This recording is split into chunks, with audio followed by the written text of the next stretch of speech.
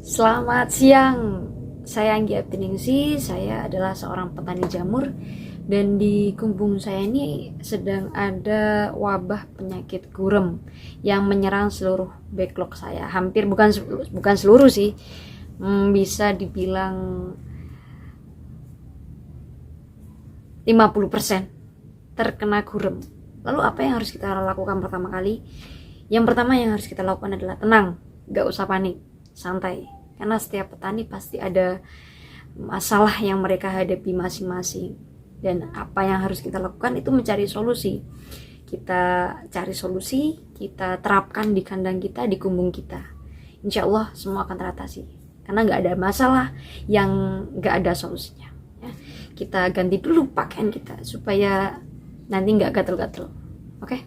Udah ganti pakaian dengan kita pakai lengan panjang, celana juga panjang, kalau bisa pakai sepatu yang boot ya biar nggak gatel, karena nanti gurem itu akan kayak kecil kan, jadi mereka akan merambat gitu ya. Jadi yang bisa merambat gak cuma manusia ya, tapi gurem juga. Oke, kita langsung lihat aja bentuk dari sosok gurem ini sendiri. Ini bukan gurem sih, mungkin gurem itu lebih tidak kelihatan mata, tapi ini kayak sebangsanya, ya anggap aja sebangsa gurem lah. Nah, aku kasih lihat ya. Nah, ini aku pakai flash ini biar kalian lebih kelihatan. Ini ada jalur guremnya, jadi ini kan kelihatan ya, ini jalurnya. Mana lagi? Ah, ini kan juga dia menggerogoti ya. Kita agak zoom ya, zoom. Kalian perhatikan baik-baik. Ntar aku carikan yang lebih jelas lagi ya. Nah, ini kan ada jalannya juga ini kan, ini jalannya gurem. Ini kalau backlog kalian ada tanda-tanda seperti ini jelas ada guremnya, ada penyakitnya nih. Ini harus segera ditangani. Kalau enggak nanti akan nggak jadi backlognya, jadi tapi hasilnya nggak maksimal gitu, cepet hilang gitu miseliumnya. Nah, ini agak kelihatan ini ya, dia itu jalan-jalan dia. Nah, itu dia kan jalan-jalan. Nah, itu guremnya, itu nantinya akan memakan miseliumnya ya. Ini ada guremnya ini juga ada, ini guremnya, ini jalannya ini di tengah-tengah ini. Nah, itu tadi adalah gurem yang aku maksud, yang akan menggerogoti backlog kalian. Terus solusinya apa? Banyak sekali. Banyak petani yang mempunyai solusi masing-masing. Juga bisa disesuaikan dengan kumbung kalian. Kumbung kalian mengatasi apa enggak dengan solusi ini? Kumbung kalian bisa enggak dengan solusi ini? Oh, ternyata masih ada guremnya. Kalau kita pakai solusi si A, itu masih ada guremnya. Kita coba lagi pakai solusi yang B, kita coba lagi. Kalau masih belum bisa, kita coba lagi yang C. Jadi kita nggak berpatok pada satu percobaan aja. Dan itulah seorang pengusaha, yaitu kita berjuang, mencoba terus mengobati juga. Pada umumnya para petani itu memakai obat semprot seperti ini. Ini umum di kalangan Oh no. Ini guremnya udah masuk ini. Nah, yang pertama yang biasa mereka pakai itu Rizotin. Nah, kayak gini bentuknya, Rizotin. Ini nggak ada di endorse ya. Ini memang kebanyakan dari teman-teman petani tuh pakai Rizotin dengan takaran per 5 liter dikasih satu tutup full ini per 5 liter ya kan. Ini harganya segini 200 bukan ini 100 mana ya.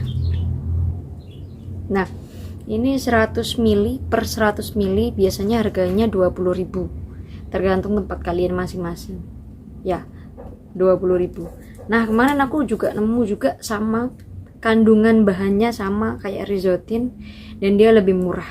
Ini dia, namanya apa ini, amunisi ya, amunisi kayak gini. Ini bahannya persis banget kayak Rizotin, takarannya sama, satu tutup Rizotin ini per 5 liter air.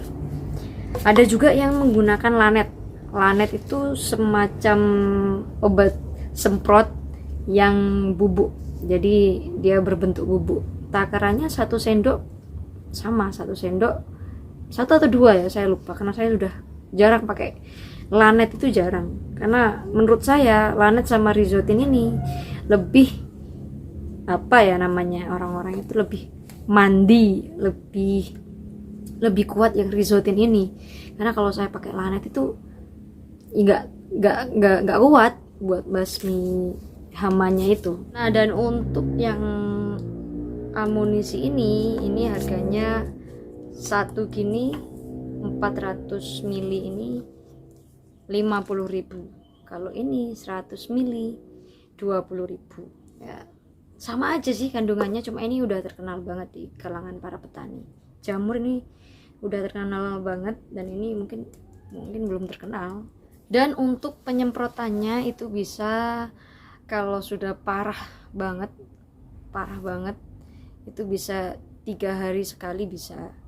Nanti kalau sudah gejalanya mulai hilang, itu bisa dikurangi intensitasnya, bisa 1 minggu sekali bisa. Kalau menurut pengamatan saya, kenapa di kandang saya ini banyak sekali hama gurum itu yang pertama, saya menggunakan lock bekas yang tidak jadi, yang gagal jadi. Itu locknya sudah lama sekali saya biarkan, jadi itu sudah tempat sarangnya berkembang biak hewan semacam serangga seperti itu. Terus saya aku tidak terlalu memperhatikan, jadi langsung aku campurkan aja ke media yang baru, lalu aku langsung kukus, dan itu ternyata berefek banget. Nah, jadi kalau kalian ingin mencampur lock bekas sama lock lama, bekas sama lock baru ya, itu harus benar-benar melewati proses sterilisasi yang benar-benar matang. Benar-benar hama di dalam backlog yang gagal itu udah mati semua, karena harus pastikan itu. Terus yang kedua, kandang kalian harus benar-benar steril dulu. Ruang inkubasi juga harus steril. Nah, itu penting banget. Terus kalian harus menjaga kebersihan kumbung. Terus setiap pembibitan kalian juga harus langsung dibersihkan biar tidak menyebabkan timbulnya hama-hama itu.